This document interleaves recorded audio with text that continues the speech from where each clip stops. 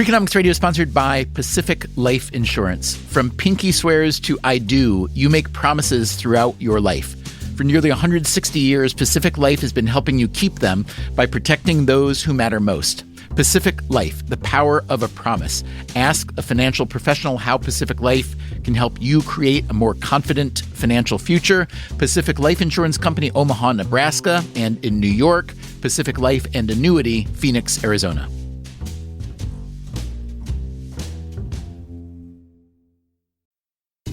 Freakonomics Radio is sponsored by Principal, the perpetual pen tapper, the arbitrary fridge reorganizer, the holiday party planner that starts in May.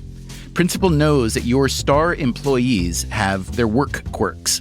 Principal also knows how much those employees mean to your business. You need them. They need benefits. Work with Principal so they can help your team with a retirement and benefits plan that's right for them. Principal Life Insurance Company, Des Moines, Iowa.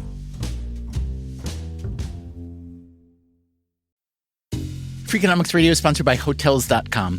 Hotels.com gives you access to hundreds of thousands of hotels worldwide. And when you join for free, you can save up to 20% instantly with member prices. Plus, every stay earns rewards. So when you book one trip, you're already lowering the cost of the next one. Hotels.com is simple, rewarding, and designed to help you get more out of every stay. Sign up for free and book today. Hotels.com. It's all in the name.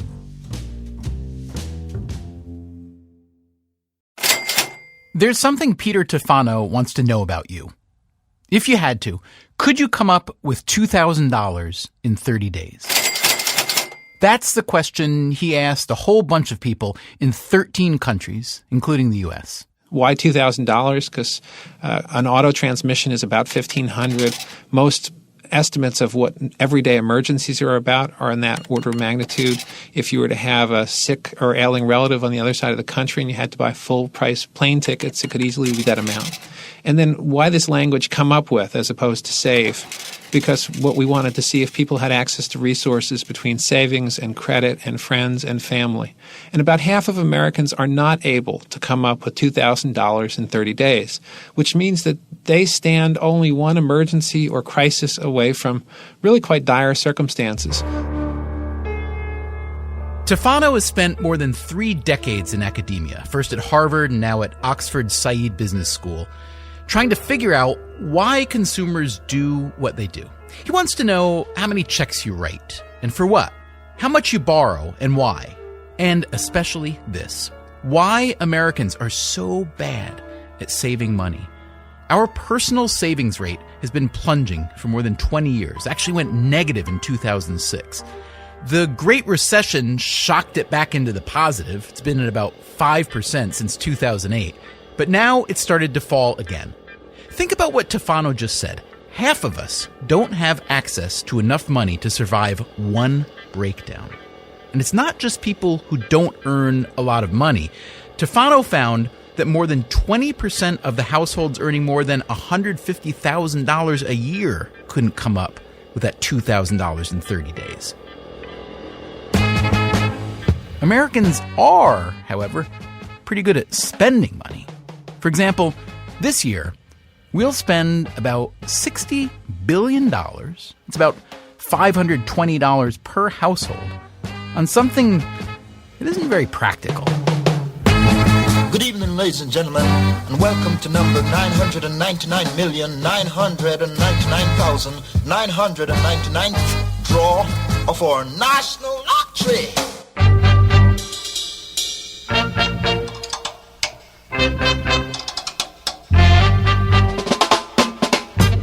From APM, American Public Media, and WNYC, this is Freakonomics Radio. Today, instead of that scratch-off ticket, how about a no-lose lottery? Plus, are we a nation of financial illiterates? Here's your host, Stephen Dubner. Melissa Carney is an economist at the University of Maryland. When she was in grad school, she used to stop at a little store in the evenings to get her milk and orange juice, and she would notice that a lot of people were buying lottery tickets.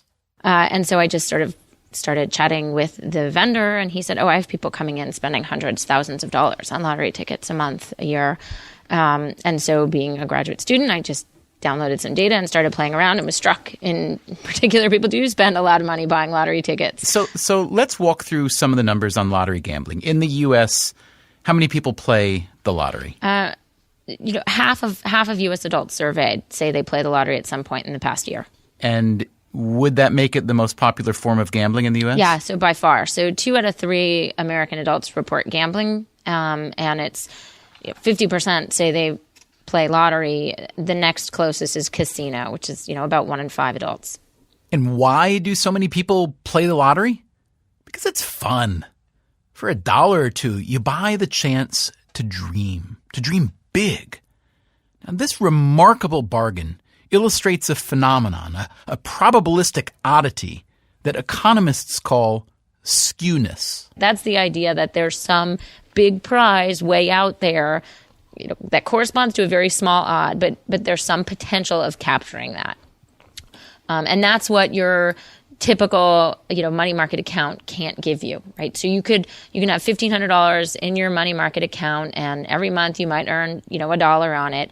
But there's no chance in every month will you earn, $100,000 or even $10,000. Now, I know as an economist, you're not trained to answer this question, but as a human being, tell me, why is skewness so important to us? That's the chance of changing your life, right? That's the return.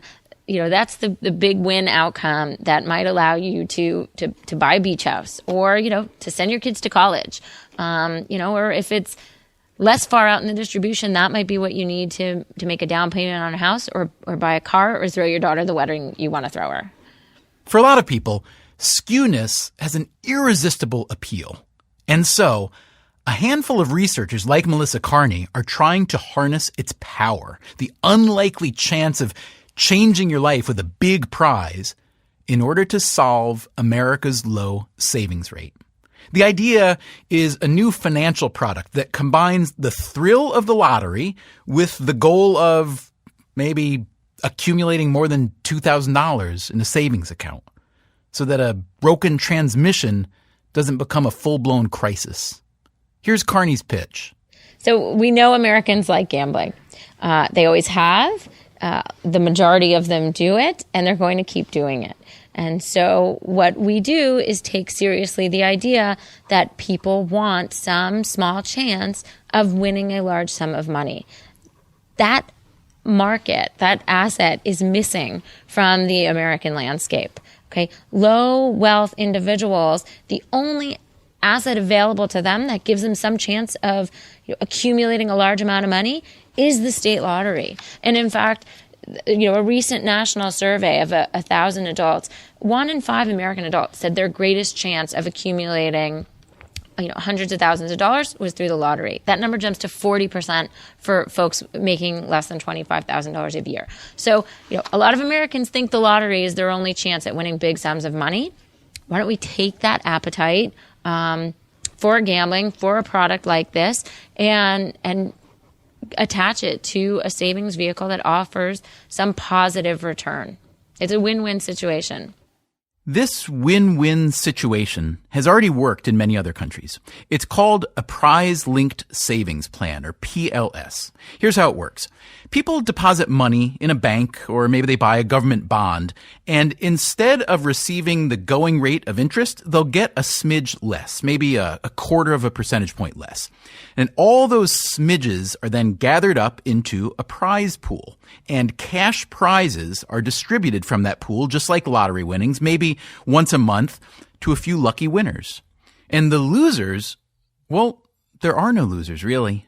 Everyone keeps his original savings. So you could call a PLS plan a no-lose lottery. It's the kind of idea that can really catch fire.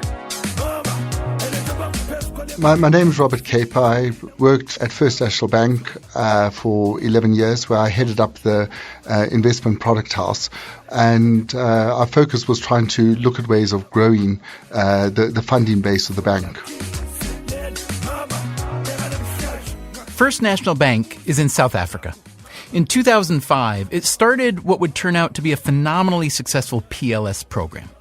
It was born out of South Africa's financial problems as the country struggled to put the apartheid era behind it.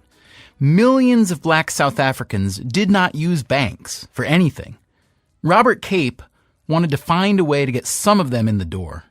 Now, in South Africa, because so much of the population is unbanked, so much of the savings are literally sitting under mattresses. Now, this has got a double effect. The one that it does really do badly at it removes that funding from the mainstream banking environment. So it can't be harnessed to lend out and fund economic growth because retail funding tends to come in from consumers and then get lent out to businesses who can then create jobs. So that was the one problem. And the second problem was really that these people with the money under mattresses were excluded from the banking system. And by being excluded from the banking system, you miss out on so many benefits which really help with people's individual development. For example, developing credit records, being less exposed to having your money stolen or lost on the way home. But Cape's bank had a problem. Interest rates at the time weren't keeping up with inflation, so putting your money in a plain old savings account might actually erode its value. Cape's job was to make it worthwhile for customers to deposit new money. So instead of simply offering an account with a scrawny interest rate, he would offer an account with practically no interest at all, but it came with the chance for a really big payday. So what we did, we literally pooled all of these little 0.25% of interest. And then what we did, we paid out that interest in lump sums to a few people. So we paid out 150 people a month in lump sum prizes. So the first a prize would be R1 million, which is an enormous amount of money in South Africa. And then there were 3 prizes of 100,000 rand, and then we went down to 20,000 rand and a few prizes of 1,000 rand. So let's say I live in South Africa. I take the money I'm earning and put it under my mattress or maybe buy some high-risk equities. You're offering me the security of a bank account and the excitement of a chance to win R1 million, right? And what do you call this idea? We called it the million a month account. Mama. And Mama became the trivial name for it. And you're the man who gave birth to Mama? Yes. How successful was Mama? Hugely. Probably too successful for its own good. Mama attracted more than 1 million new customers to Cape's bank.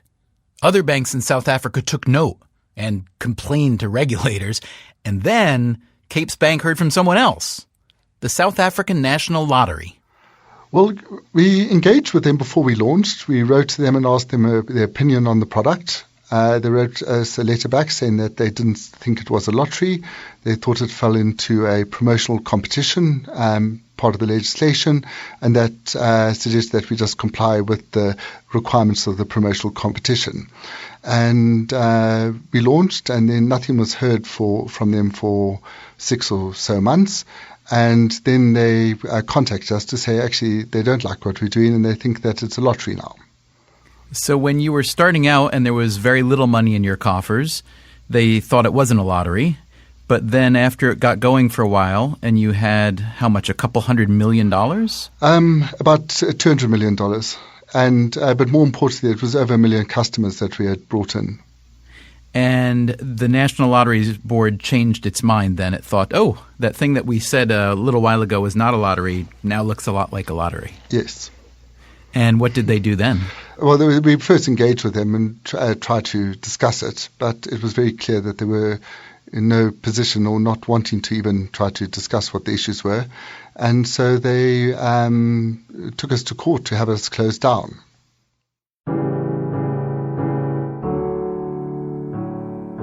In court, the South African National Lottery argued that First National Bank's PLS program infringed upon the lottery's domain, and it noted that PLS customers were surrendering their rightful interest payment on their savings.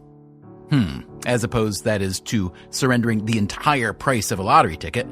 Anyway, the court sided with the lottery, and the PLS program was shut down.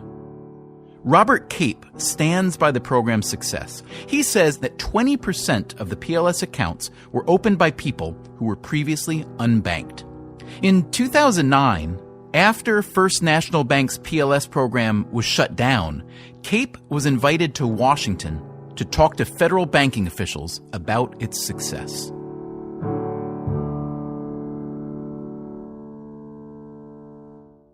Now, a bank in the U.S. can't set up a no-lose lottery either. Why not? Because the only legal lotteries here are those that are run by the states themselves. Nice monopoly if you can get it, right? State lotteries generate billions in revenues, and so while most state houses might like to help their citizens save more money, they may not be willing to pit their own lotteries against a rival lottery run by a bank. But in 2009, the same year that Mama was shut down in South Africa, Peter Tufano and some colleagues found a legal loophole in Michigan that let them set up a PLS plan there with some credit unions. Here's Dave Adams, CEO of the Michigan Credit Union League. Banking can actually be pretty boring. It's not like we go to social events and talk about how much we're saving and talk about a great new feature on our new checking account. So what people want and need is a fun way to save. And in Michigan, we've come up with what we think will accomplish that. It's a program called Save to Win. And what it is it's using a lottery concept so that for every $25 they put into one of these one-year certificates of deposit, they're going to get a chance at cash prizes. And the cash prizes are given out every month by participating credit unions, ranging from $50 to $500. And then there's a grand prize at the end of the year, an opportunity to win a $100,000 grand prize. So even with a sputtering economy and unappetizing interest rates, a handful of credit unions in Michigan opened 16,000 new savings accounts. Who were these new customers? More than 60% of them had spent money on the lottery or gambling in the previous 6 months, and 46% of them currently had no savings account. One new customer was Billie June Smith. She's 88 years old. Says she was never very good at saving money, much preferred to play the lottery. But when she learned about her credit union's Save to Win plan, she started buying $25 certificates of deposit, and she was the first grand prize winner. So you put $75 of your own money into a credit union savings account. Right. And as a result, you were entered into a lottery for which you won $100,000. Right. Well, that sounds like a pretty good deal to me. What do you think? Well, it is. It has helped me a lot. Now tell me what you've done with the money, Billy. Well, my place is a double wide, and I had bought that way back when I retired.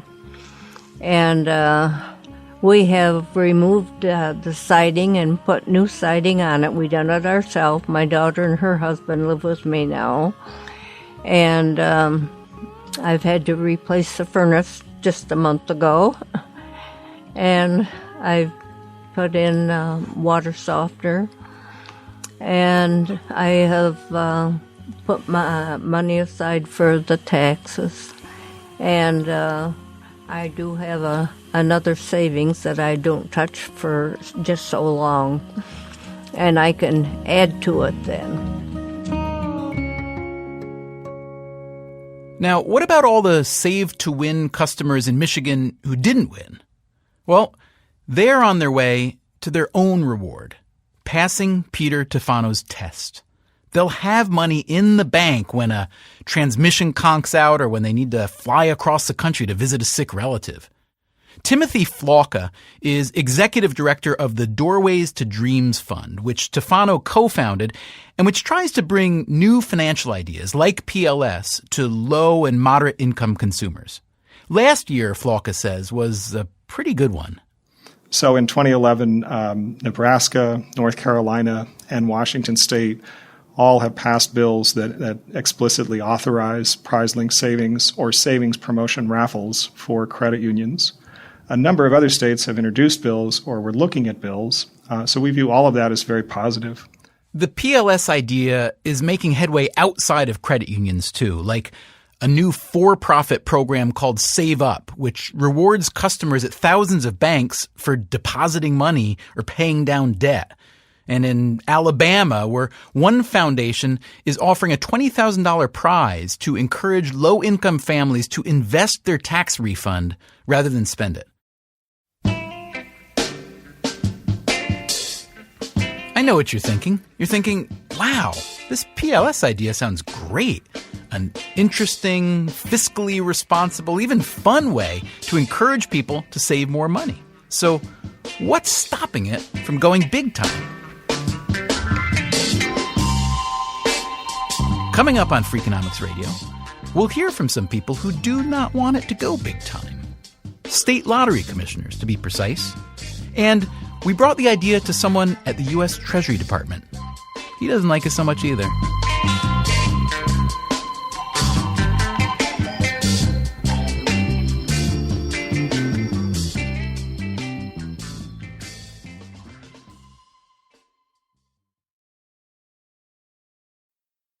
Freakonomics Radio is sponsored by Figure. Did you know that 40% of homeowners own their home outright?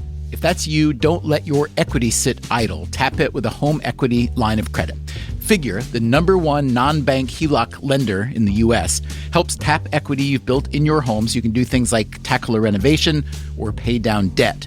HELOC is a line of credit secured by your home. You can draw what you need, repay, and draw again. Figure offers a 100% online application. Get approved in 5 minutes and funding in as few as 5 days. It's faster than a bank loan and cheaper than a personal loan. Check your rate today without impacting your credit at figure.com/Freakonomics.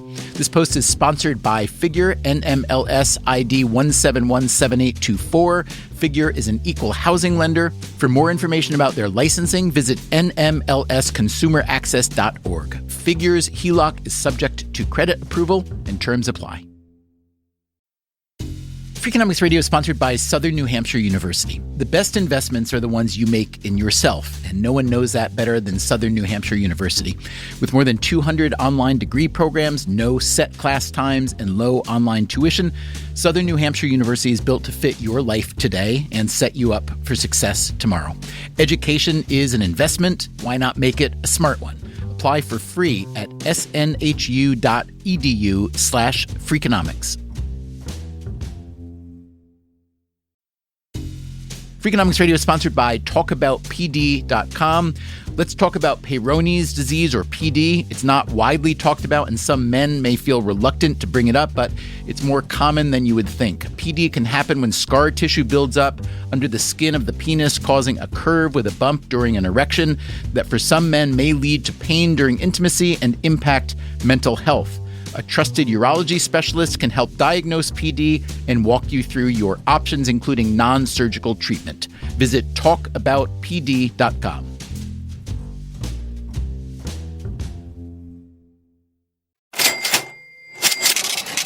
From WNYC and APM, American Public Media, this is Freakonomics Radio. Here's your host, Stephen Dubner.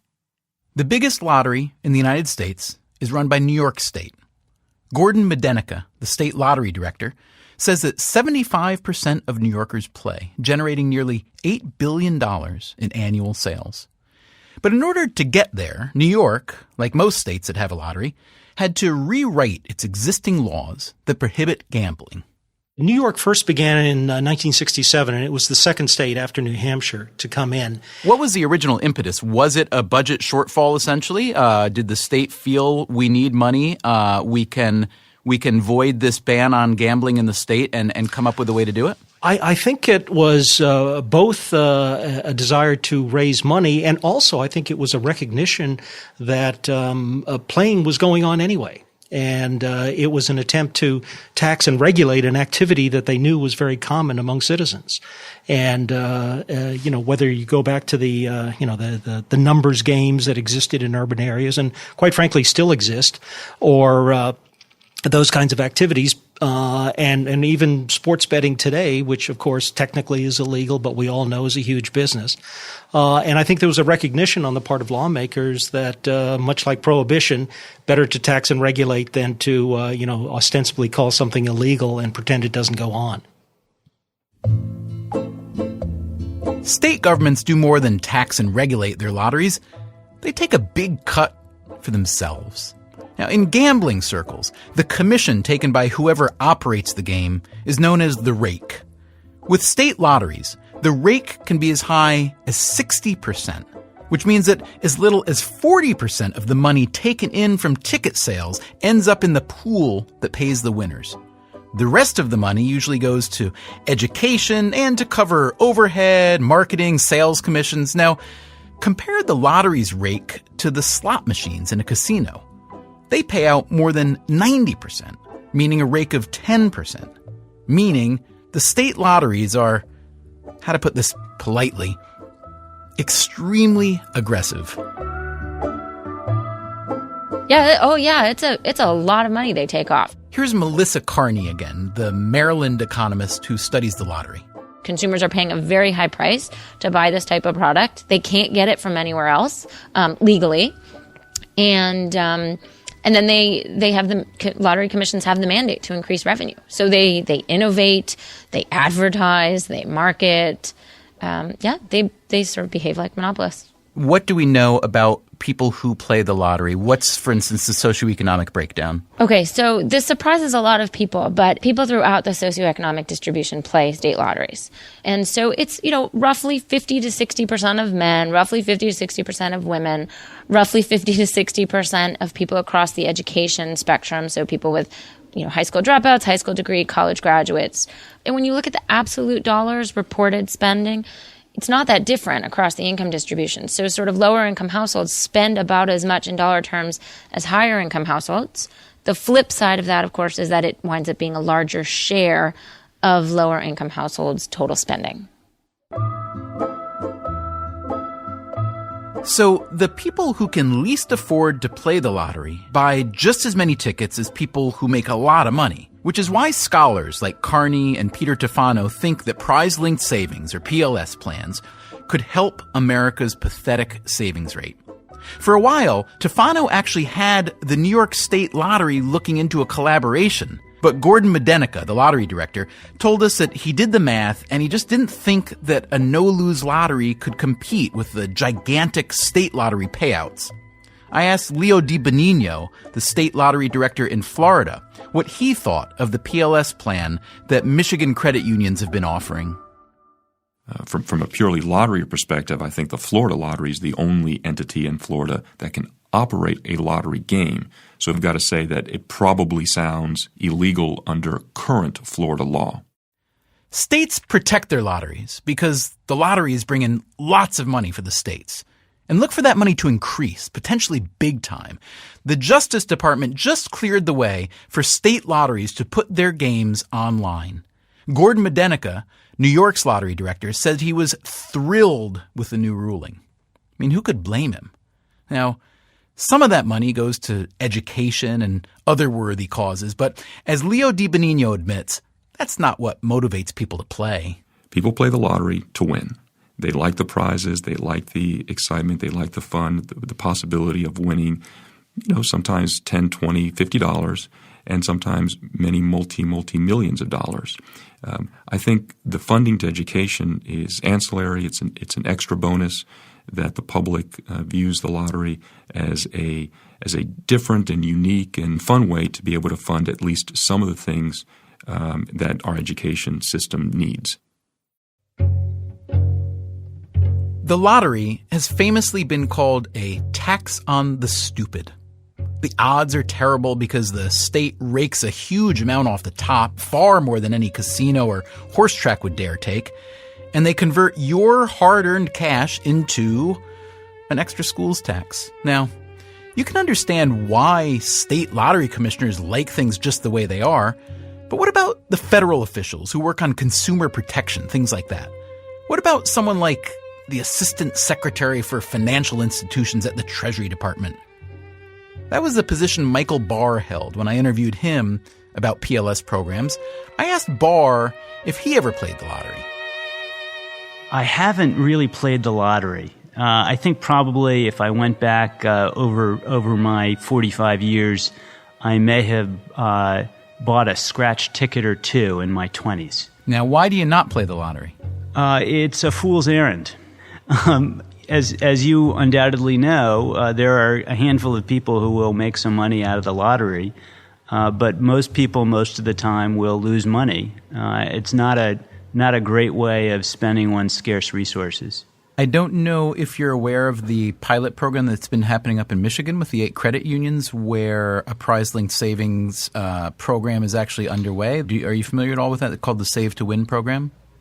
I have not actually studied that. So the folks who are trying to make this happen come up against a very simple reality, which is that it's typically illegal.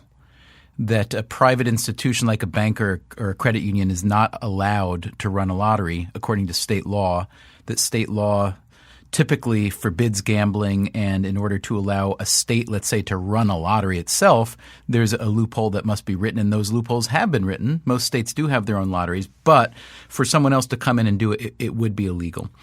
If you looked at the landscape and thought, in my role as in Treasury here, I would like to encourage people to save more. I'd like to make it worthwhile for them to save more. And I'd like to remove barriers that prevent them from participating in projects that let them save more. Would you be in favor of sponsoring or trying to get rolling some legislation that would allow for a widespread deployment of prize-linked savings? Do you think that's something that Treasury should get its momentum behind? One of the things that I've learned in my role at Treasury is that picking fights that one doesn't have to pick is not the wisest course of action unless it's something that's absolutely essential to take on. And I wouldn't have put that in the category of high priorities to wage into a discussion of state gaming law. Because you don't. But if your job is to help American families save more and be better financial stewards generally, and we know that tens of billions of dollars are being spent on lottery tickets every year, which you called a fool's game, and one alternative is to offer bank savings accounts that whereby a customer can put in $100, enter a lottery, maybe win, probably not, but maybe, and keep the $100. Why isn't that something that's worth considering even in a politically fractious environment when the potential benefit, getting people to save more, seems to be much larger than the potential downside of angering some state lottery commissioners, let's say? Steve, I think there are lots of different ways of encouraging greater savings among all American families, and I think we should continue to innovate and to try new approaches. I think that the question that you posed is potentially one aspect of one way to do that. I don't think we yet know enough from the research to say it's the kind of thing that we think needs to happen on a wide scale in order to be effective. And I think that we have a number of potential strategies to help meet the needs of American families to save that we haven't really fully explored, and that maybe raise somewhat lower set of issues and barriers. All right, so Treasury doesn't like prize-linked savings accounts. Lottery commissioners don't like the idea. Maybe you don't like it either. Maybe you think people ought to save money on their own. But you know what? We don't. People respond to incentives. And for a lot of us, the incentive to save for retirement, for emergencies, for whatever, is weak. Why? Well, because the payoff is abstract and it's too far in the future. It's the opposite of skewness. Now, this dilemma doesn't just apply to saving money. Think of a school kid, a third or fourth grader. You want me to do what? To bust my butt in school for 10 more years and then go to college just to get some job that I probably won't even like? Or think about crime and punishment. If you look at the data, it turns out that the death penalty, for instance, does not work as a crime deterrent. Why? Because, as it's currently practiced at least, with the punishment waiting so far out in the future through a maze of delays and appeals, the incentive simply isn't strong enough to stop me from doing the crime right now. Sometimes you need stronger incentives, or maybe some good smoke and mirrors. That's kind of what a prize-linked savings plan could offer. In a country where it's easy to borrow your way into bankruptcy, where you can buy lottery tickets whenever you buy a loaf of bread, PLS is like a big neon billboard that turns a boring old savings account into an exaggeration of itself.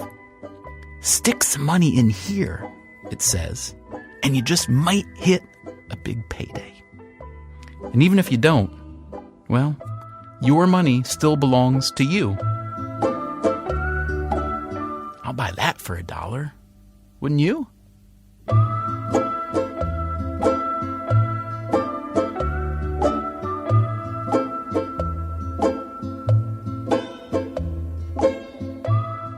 Coming up on Freakonomics Radio, if you can't coax someone into playing smart with their money, maybe you could just teach them. It's sort of like saying, well, we should start teaching everybody to be their own doctor, teaching everyone to be their own mechanic. Not only is it inefficient, but it has this sort of culture of blaming the consumer. America's financial illiteracy in a moment.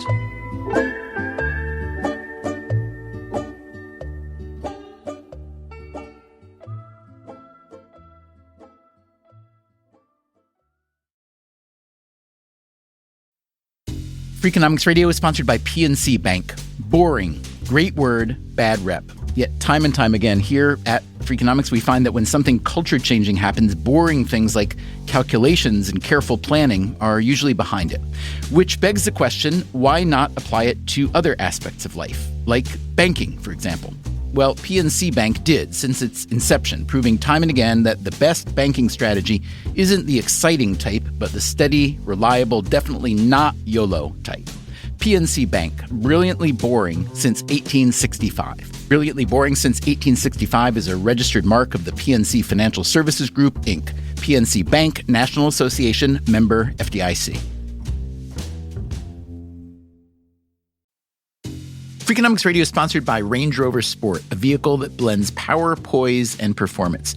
With a distinctly British design, the Range Rover Sport is built to take on roads anywhere. Free from unnecessary details, its raw power and agility shine. Combining a dynamic sporting personality with elegance and agility, it delivers an instinctive drive. Its assertive stance hints at an equally refined driving performance.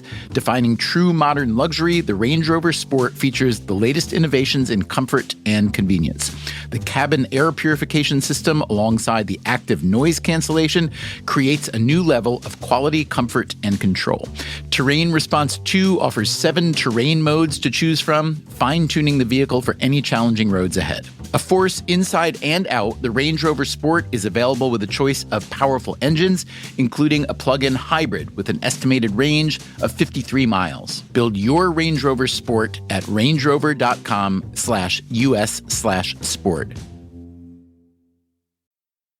Freakonomics Radio is sponsored by Lowe's. Get your home ready inside and out with Lowe's July 4th deals event. Save up to 45% off select major appliances, plus an additional 25% off when bundling select major appliances. And save $80 on a select Charbroil Performance Series gas grill, now $299. Shop Lowe's July 4th deals event, valid through July 8th, while supplies last. Selection varies by location. See Lowe's.com for more details. From WNYC and APM, American Public Media, this is Freakonomics Radio. Here's your host, Stephen Dubner.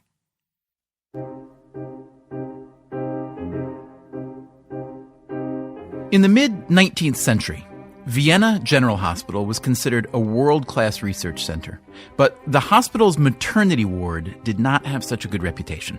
If you came in to have a doctor deliver your baby, you stood a 10 to 15% chance of dying from what was called childbed fever.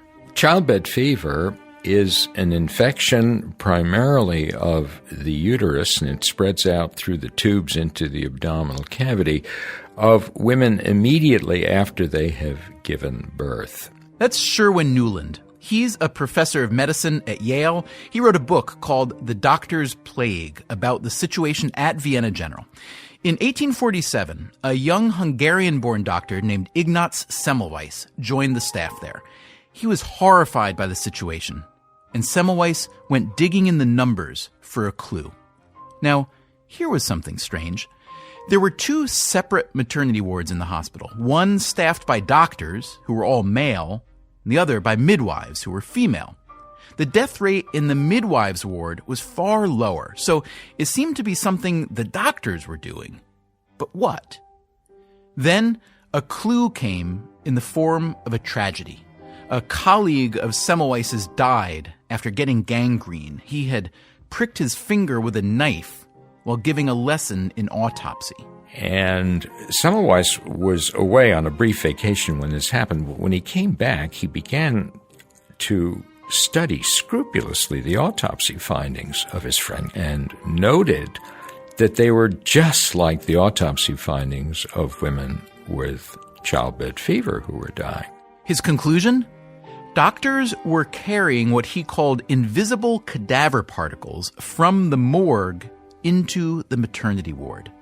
Today, we'd call them bacteria. But remember, this is mid-1800s, pre-germ theory.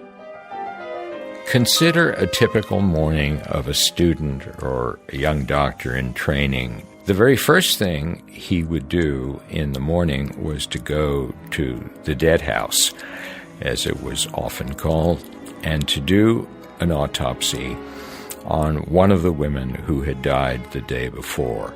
And when the abdomen is open, there is a sea of pus around the uterus, around the tubes. The young doctor will put his hands in this. He then probably wipes his hands on a towel and goes up to take on his regular duties as an obstetrician in training. Semmelweis ordered every medical attendant who entered the doctor's ward to submerge his hands in a chlorine wash before seeing patients. Within 6 months, the death rate of women in the doctor's ward had plummeted. And that was it. It was as simple as that.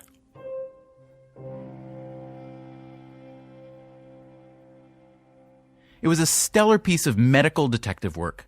Semmelweis not only found the cause of death, but he figured out how to prevent it. So, you know the rest of the story.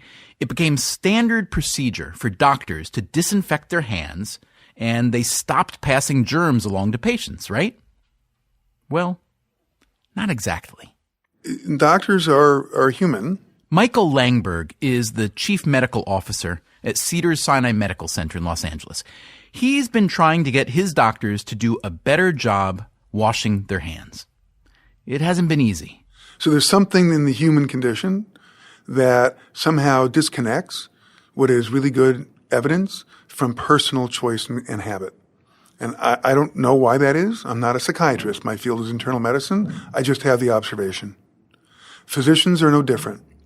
What's disturbing about physicians is since they're human, you would expect them to have the same rate as everybody else, if not even greater rates, if not 100%, than other healthcare providers.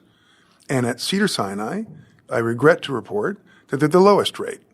So even at an excellent hospital like Cedars-Sinai in Los Angeles, it's the doctors who have the lowest rate of hand hygiene. Now, isn't that bizarre?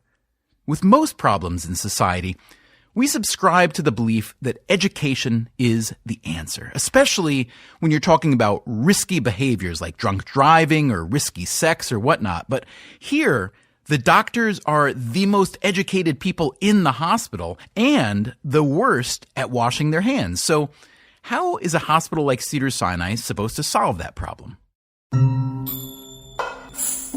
We'll tell you about that later. But first, let's take a look at another problem, another instance of where knowing the right thing is not always connected to doing the right thing. Yep, we're going to talk about money. Hi, I'm Austin Goolsby. I'm a professor at the University of Chicago Booth School of Business, and I'm the former chair of the Council of Economic Advisors. Which means that you worked as an economist in the White House bending the president's ear. Something like that. Something like that. Just give me for a second your view of how important financial literacy is to a well-functioning society. So just for your own sake, you know, your own retirement or your own making sure you can send your kid to college and this sort of thing, you've got to at least know the basics of how to save money. If you're going to invest some money, where are you putting it? That you're not taking crazy risks that you don't understand and things like that. But then, we saw through the 2000s as we in some ways ripped up the rules of the road and took away some of the restrictions that financial institutions had in offering financial products to consumers. There were a lot of people with limited financial literacy who got into extremely complicated mortgages, and those mortgages blew up, and the magnification of those explosions essentially caused the financial crisis and the worst recession of most any of our lifetimes. Wow, that's quite a claim. That financial illiteracy, individuals not knowing what they were doing with their personal finances, helped cause the Great Recession. Now, how bad off are we? Anna Maria Lusardi is a professor of economics at the George Washington University School of Business. She's originally from Italy, but she spent the past 10 years looking into America's financial literacy. On a scale of 1 to 10, she says, I would describe it as a 4. If I have to give a number, I would describe it as insufficient and deeply insufficient in a sense. Now, the good news is that other countries aren't necessarily better than us. The bad news is that Lusardi isn't just guessing how bad we are. She knows it from the data that she's collected. It began with a survey administered by the National Institutes of Health and the University of Michigan called the Health and Retirement Study. Lusardi and a colleague were allowed to stick in a few questions designed to see what people knew about money. So we were only 3, and they were very simple. They were one simple questions about, can people do a 2% calculation? Here's the actual question. See if you know the answer. Suppose you had $100 in a savings account and the interest rate was 2% per year. After 5 years, how much do you think you would have in the account if you left the money to grow?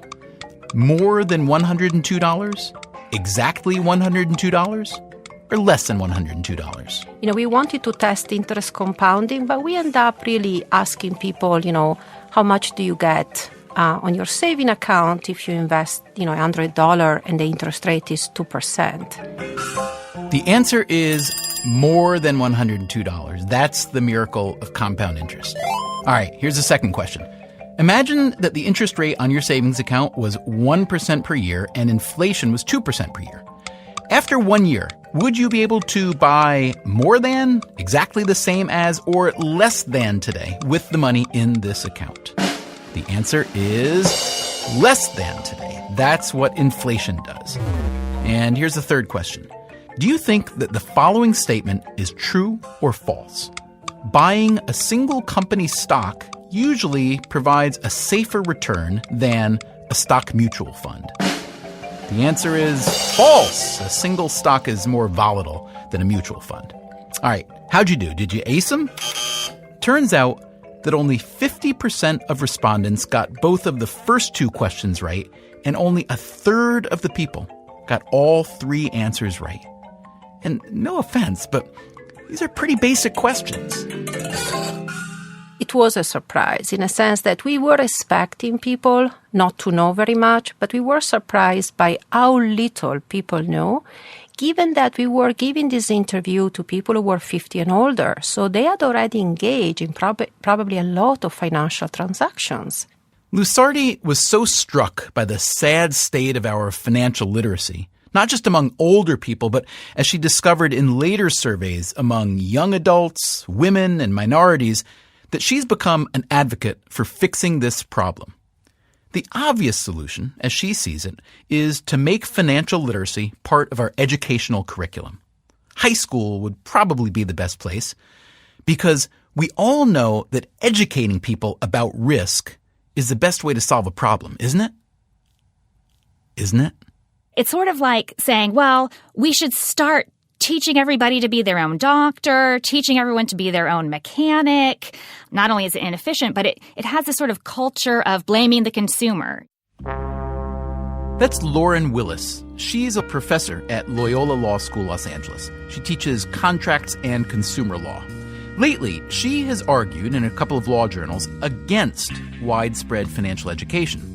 She's come to believe that a little bit of education can give people the illusion that they're better than they are at making financial decisions and an overconfidence that can lead to reckless behavior. She first developed this position after reading a speech by Fed Reserve Chairman Ben Bernanke about the need for financial literacy education. The evidence suggests that financial counseling can improve consumers' management of their credit. My written testimony describes a number of other studies that document the positive effects of financial education and knowledge on financial outcomes. And he cited some papers that he said supported the idea that this would work. And I went and looked at those papers, hopeful that I would find something that worked, and I was appalled. They absolutely did not prove that financial literacy education was effective. They proved that people liked the classes. They'd take a survey and people say, yeah, I liked it, or at least the people who stuck around to fill out the survey. And people are very polite. They would say, yeah, sure, I'm going to do all of those things you told me to do when I get home. But there was no real evidence that people actually changed their behavior and had changed outcomes. So we've got a puzzle here, don't we? You've got the Fed chairman and one leading scholar saying that education is the way out of our widespread financial illiteracy. And you've got another scholar saying, hold everything, that would be a disaster. So we decided to get these two scholars together for a chat.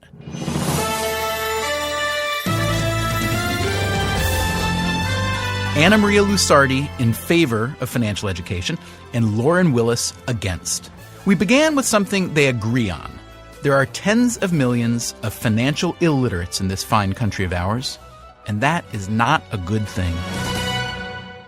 So that does sound bad, the fact that you both think that Americans are quite financially illiterate. But, maybe we should just think, too bad for those people. Those are dumb people. And that's what, that's what evolution is for, and capitalism takes care of them. So, anyone who chooses to smarten up, well, that's a big advantage for them. What's wrong with thinking like that? I don't like this kind of thinking very much, I have to say. I actually think that people are very smart and they try to do the best of what they can do, but I think it's very expensive to acquire financial education.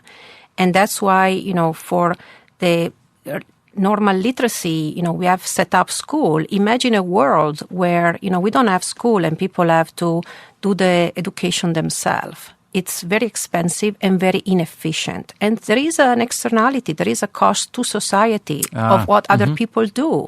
So, Lauren, it sounds as though you have a lot of respect for Anna Maria's research, but what do you think when you hear her describe this new curriculum that should be taught in schools throughout the land of teaching children and then older teenagers and adults to be financially literate? You think that's a good idea? The problem is we are just not going to commit the resources that we would need to do that.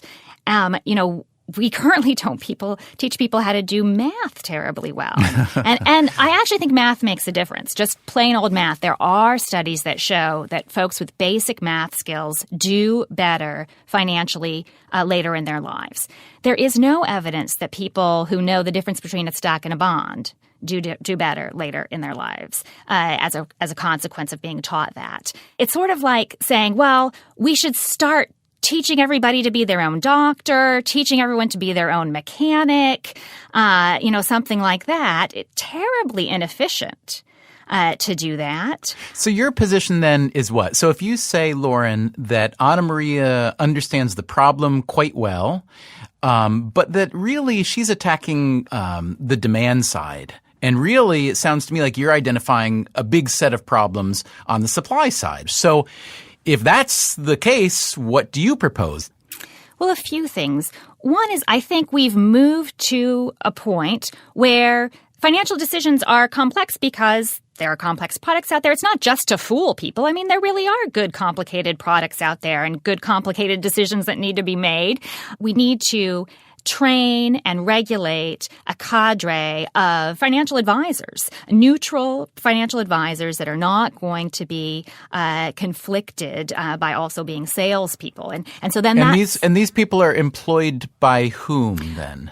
Well, it would have to work in a similar way to other professions. And so there would have to be some folks that were doing pro bono work, as well as it simply would need to become also something that people expected to pay some kind of flat fee for to get financial advice. And Anna Maria, when you hear Lauren say that your idea for educating people, for giving them more financial literacy in the, let's say, the school system for over the course of many years, when you hear her say that your proposal for that is just too expensive and cumbersome and it probably won't work on top of that, what do you say to that?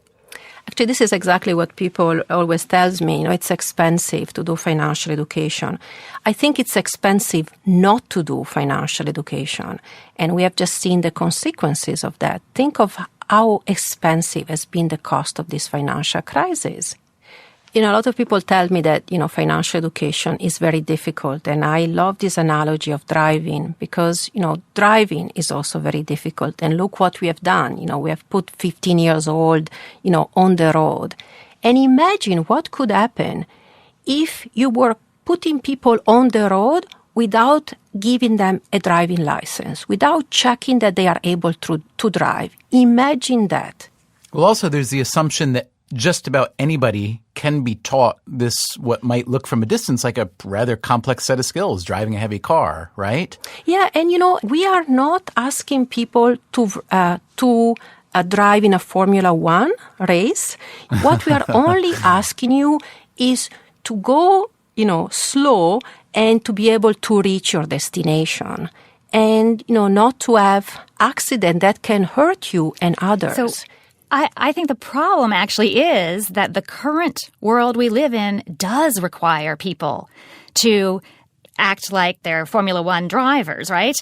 Let me just read you from the Federal Reserve Board Consumer Handbook on adjustable rate mortgages.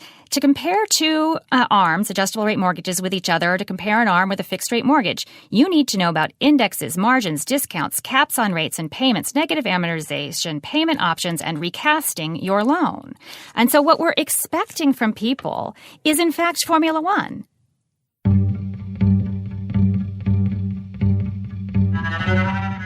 So where do you come down in this debate? Is financial illiteracy something that should be fought on the demand side through widespread education like Anna Maria Lusardi suggests?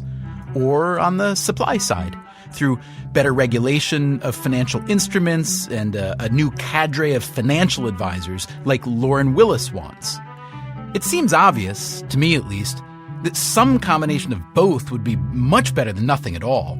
I get Willis's argument that widespread financial education might be a massive waste of money. And sure, I can get behind her call for more transparency in financial products, but do we really want to rely upon a bunch of pro bono financial advisors to get people out of their messes? The fact is that financial illiteracy is a hard problem to solve. It requires a fair amount of knowledge, a good bit of willpower, and it probably calls for some creativity, like other hard problems. You remember the situation at Cedars-Sinai Medical Center with doctors not washing their hands? Dr. Michael Langberg says their hand hygiene rate was about 65%. That would mean that 35% of the time it wasn't being done. And that translated to our medical staff as potential harm. So what do you do? The doctors are the best educated people in the hospital, so it wasn't as if they didn't know the danger of carrying around bacteria on their hands. Cedars-Sinai tried a bunch of ideas that seemed to make sense. They put up signs and sent out emails. They handed out bottles of hand sanitizer. They even awarded $10 Starbucks gift cards to doctors who did wash their hands. But none of this boosted the hand washing rate. So rather than moving forward, Cedars-Sinai took a step backward. We had an effort to prove to the physicians that, believe it or not, physicians' hands can carry organisms. We would go to the leadership of the medical staff and asked them if they wanted to have their hands cultured, for example, and they did. And they were cultured, and some of them were pretty ugly. That's right. The docs were asked to lay their palms in Petri dishes, which were then sent to the lab. After 2 days of incubation, the dishes grew a bunch of yellow bumps in the shape of a hand. Bacteria.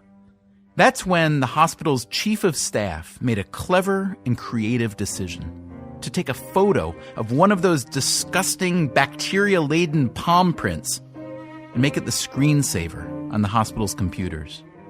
The screensaver did its job.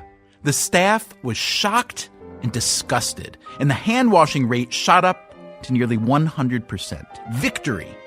But to keep the rate high, Cedars-Sinai has had to be vigilant and sometimes a little bit wicked. Would you believe public shaming? That's right. The names of doctors who failed to wash their hands were posted during departmental meetings. The first time it happened, I think subsequently, other people in the room are texting the individual to say, do you know that your name is up here for having been caught not doing hand hygiene? And as much as we want to reward people for doing it, these kinds of consequence actions have had a really important impact on the way in which physicians are really aware of hand hygiene.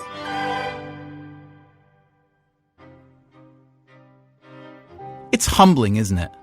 To think that the best educated people in the hospital need to be tricked and shamed, even frightened into washing their hands.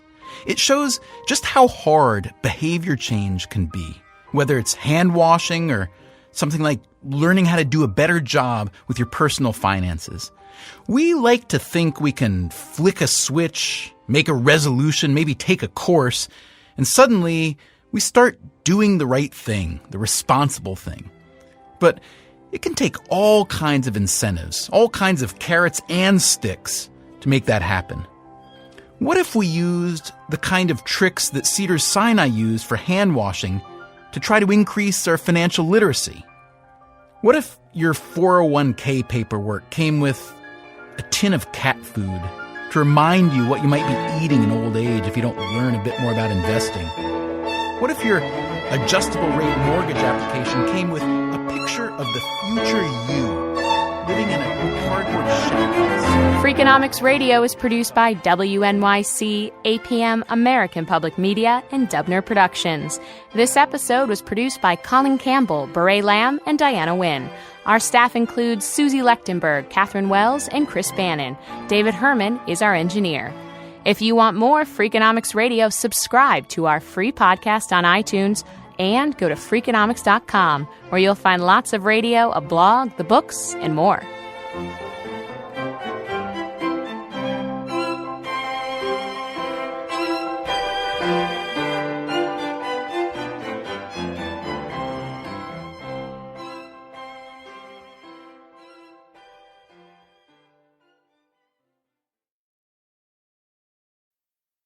Freakonomics Radio is sponsored by Vitamix. According to the LA Times, the average American home contains 300,000 items, including a staggering number of appliances.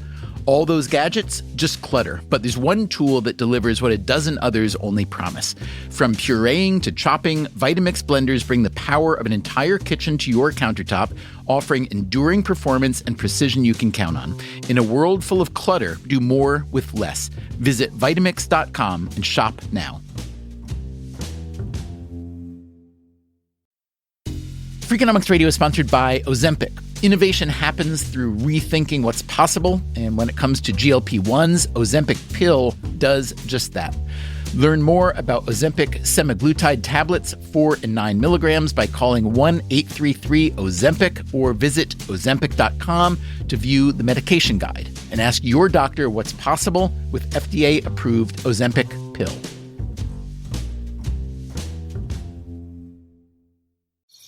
Traditional home security only alerts you after a break-in, and that's too late. Simply Safe is changing that.